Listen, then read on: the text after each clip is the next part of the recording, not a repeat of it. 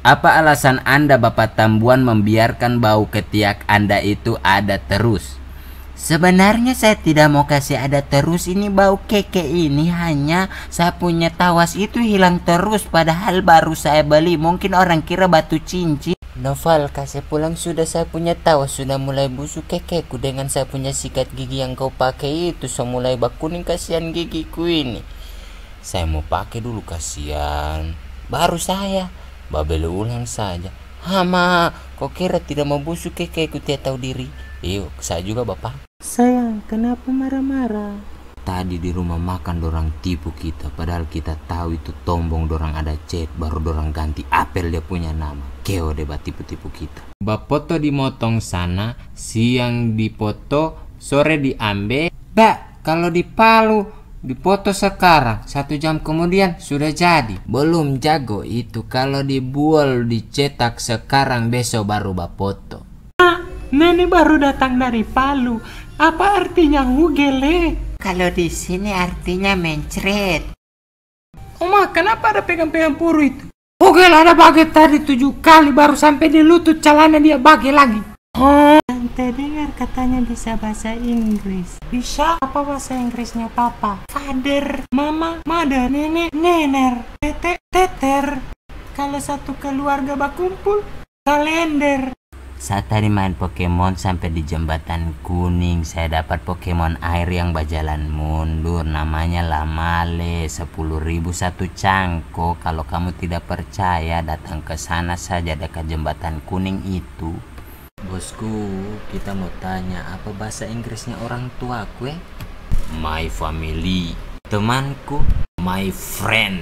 Ada laki-lakiku, my brother. Kalau pacarku dan my tua. Bodoh betul kau jadi laki-laki. Perempuan cantik kau kasih tinggal. Bagaimana napoko kelanya? Hah?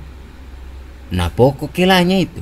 Iyo doko perempuan. Tempo dulu, opa itu pemain voli. Bola ada lari kemari, opa melompat tinggi-tinggi kong opa semes. Baru opa tidak turun-turun. Kenapa opa sampai bisa tidak turun opa? Tasangko dine. Kenapa om? Mau kasih uang? Woi, bukan mau kasih uang, tidak sekolah. Memang pantamu sampai kau bakonto-konto di rumah waktu itu. Satu rumah babau kau tahu.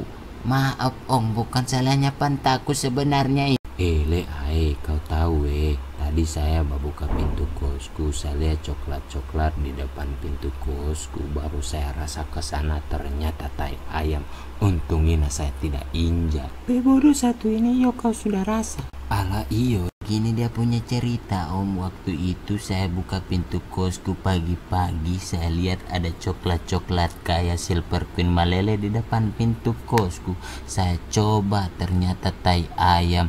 Untung kasihan saya tidak injak. Sayang, tidak usah marah-marah begitu, sudah terlempar itu tai gigi, kasihan. Bagaimana orang tidak mau marah kan? Sedangkan saya suruh beli sisir kutu yang 5.000 itu kau tidak mau belikan. Saya suruh beli tawa soba bau kekeku tidak ada kau mau belikan. Paipul betul kau ini jadi manusia, mati saja. Thank you for watching my movie dan tunggu video-video lip berikutnya. Saya Yasir Lamase, sampai bertemu di video lip berikut.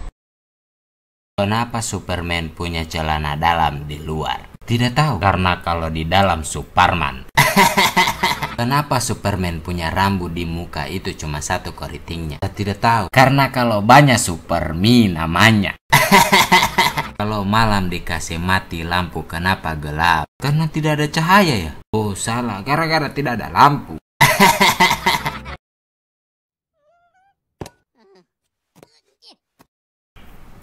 Kamu dua cepat turun, ada yang saya suruh.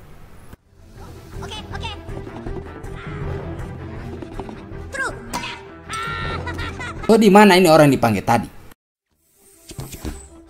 Ini aku pusing sekali ini kepalaku ini. Kamu 3 ini saya suruh mau panggil Om Noi. Yang di samping jembatan dia punya rumah hitam-hitam itu, orangnya keriting rambutnya tapi tidak bakutu kepalanya dengan tidak busuk kekenya. Bilang ti Ilman suruh uruk kepala. Papoy? Makanan papoy? No. Papoy. Papoy. Om Noi. Jangan lupa Om Noi. Tadi anak SMA saya tembak. Saya bilang, adek mau jadi pacarnya kakak. Dia bilang, saya masih sekolah kakak. Oh, kakak kira sudah libur deh. Assalamualaikum warahmatullahi wabarakatuh. Sebenarnya saya tidak mau terlambat datang kemari, tapi karena penyakit tidak tahu diri, makan kue bekas lebaran yang sudah basi, jadi mencret-mencret pulang balik di WC. Nobita, saya makan sudah kue yang ada di laci tadi. Itu enak sekali, terima kasih. Hah, tai itu. Apa yang Anda rasakan di lebaran tahun ini, Bapak Indulo? Iya, yang saya rasakan pada lebaran tahun ini, anak-anak minta doi gaji belum diterima, jadi kita kasih bulu keke dan bulu hidung untuk beli di kios kasing pado. Kau yang namanya Sakuyati, hah? Siap saya. Kau toh? Yang mau kawin dengan anakku? Siap. Sebelum itu saya mau coba dulu kau, apakah kau pantas dengan anak saya atau tidak?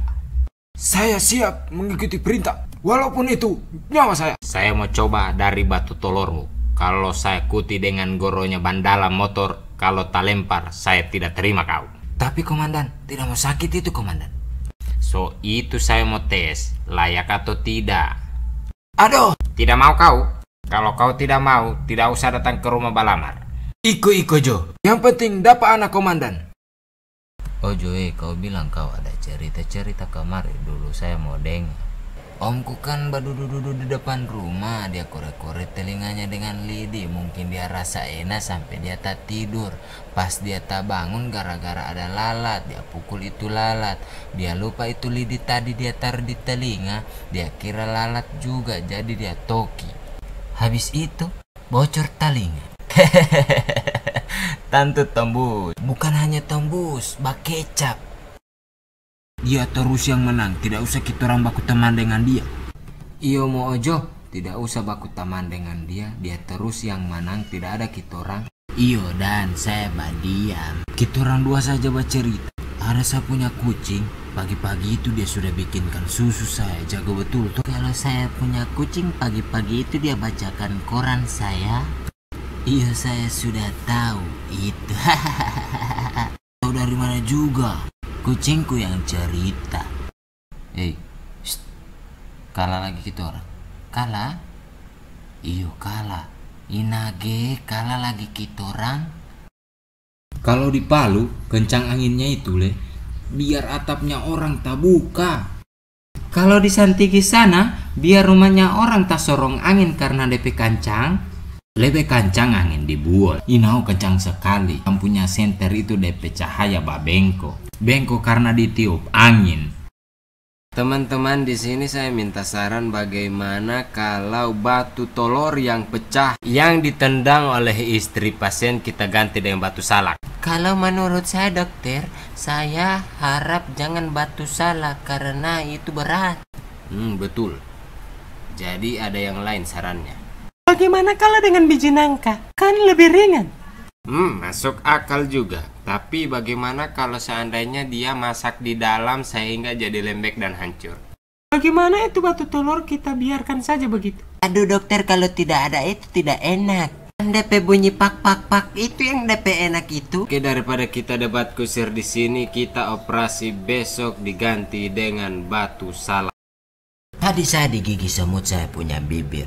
Saya lihat di kaca, ternyata bengkas sebelah. Saya pikir ya suruh gigi lagi supaya seimbang dia punya bengkak itu dan... Duduk tadi minum kopi di belakang rumah. Dapat lihat itu ayam dengan kucing baku bantah. Dibilang kucing sama ayam, cia ayam pakai celana puntung tengah hari tidak pakai sandal. Dibilang ayam sama kucing, daripada ngana pakai baju panjang, celana panjang, telur tak gantong. Abu Nawas hanya tertunduk sedih mendengarkan penuturan istrinya. Tadi pagi beberapa pekerja kerajaan atas pita langsung Baginda Raja membongkar rumah dan terus menggali tanpa bisa dicegah. Kata mereka, tadi malam Baginda bermimpi bahwa di bawah rumah Abu Nawas terpendam emas dan permata yang tak ternilai harganya. Tapi setelah mereka terus menggali ternyata emas dan permata itu tidak ditemukan. Dan Baginda juga tidak meminta maaf kepada kepada Abu Nawas, apalagi mengganti kerugian. Inilah yang membuat Abu Nawas memendam dendam. Lama Abu Nawas memeras otak, namun belum juga ia menemukan muslihat untuk membalas Baginda. Makanan yang dihidangkan oleh istrinya tidak dimakan karena nafsu makannya lenyap. Malam pun tiba, namun Abu Nawas tetap tidak beranjak. Keesokan hari Abu Nawas melihat lalat-lalat mulai menyerbu makanan Abu Nawas yang sudah basi. Lah tiba-tiba tertawa riang. "Tolong ambilkan kain penutup untuk makananku dan sebatang besi." Abu Nawas berkata kepada istrinya. "Untuk apa?" tanya istrinya heran. "Membalas Baginda Raja," kata Abu Nawas singkat. Dengan muka berseri-seri Abu Nawas berangkat menuju istana. Setiba di istana Abu Nawas membungkuk hormat dan berkata, "Ampun tuanku, hamba menghadap tuanku Baginda hanya untuk mengadukan perlakuan tamu-tamu yang tidak diundang. Mereka memasuki rumah hamba tanpa izin dari hamba dan berani memakan makanan hamba. Siapakah tamu-tamu yang tidak diundang itu, wahai Abu Nawas?" sergap Baginda kasar. "Lalat-lalat ini, tuanku," kata Abu Nawas sambil membuka penutup piringnya. "Kepada siapa lagi kalau bukan kepada Baginda junjungan hamba? Hamba mengadukan perlakuan yang tidak adil ini. Lalu keadilan yang bagaimana yang engkau inginkan dariku?" Abu Nawas berkata, "Hamba hanya menginginkan izin tertulis dari Baginda sendiri agar hamba bisa dengan leluasa menghukum lalat-lalat itu." Baginda Raja tidak bisa mengelakkan diri menolak permintaan Abu Nawas karena pada saat itu para menteri sedang berkumpul di istana. Maka dengan terpaksa Baginda membuat surat izin yang isinya memperkenankan Abu Nawas memukul lalat-lalat itu dimanapun mereka hinggap.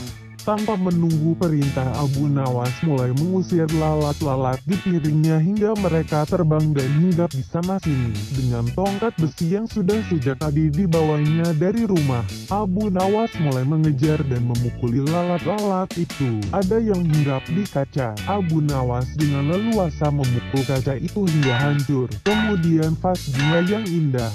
Kemudian giliran patung hias sehingga sebagian dari istana dan perabotannya remuk diterjang tongkat besi Abu Nawas. Bahkan Abu Nawas tidak merasa malu memukul lalat yang kebetulan hinggap di tempayan Baginda Raja.